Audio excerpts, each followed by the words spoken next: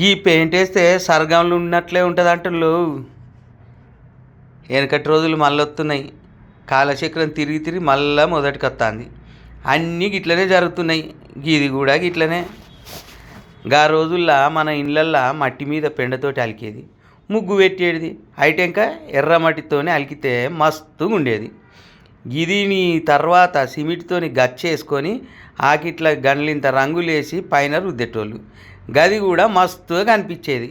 ఇక రాను రాను షాబాద్ బండలు, టైల్స్, గ్రానైట్స్ పేర్లతోని ఏవేవో వచ్చినాయి. ఇక గవేసుకుని ముసుడు మొదలు పెట్టిండ్రు. గట్లాంటివి పైసలు ఉన్నోళ్ళు మస్తుగా చేసుకుంటోళ్ళు. ఇక గది కూడా పోయి ఏదో ఎపోక్సీ ఫ్లోరింగ్ అని ఓ పెయింట్ వచ్చిందటల్లా. గదాన్ని ఇంట్లో వేసుకుంటే తెల్లగా మెరిసిపోయి సర్గంలు ఉన్నట్లే ఉంటుందట.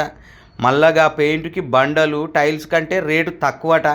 ఇప్పుడు గిదే ట్రెండింగ్ అన్నట్లు. గిదేదో మంచిగా ఉన్నది కదా, మీరు కూడా ఓసారి ప్రయత్నం చేసి చూడులి.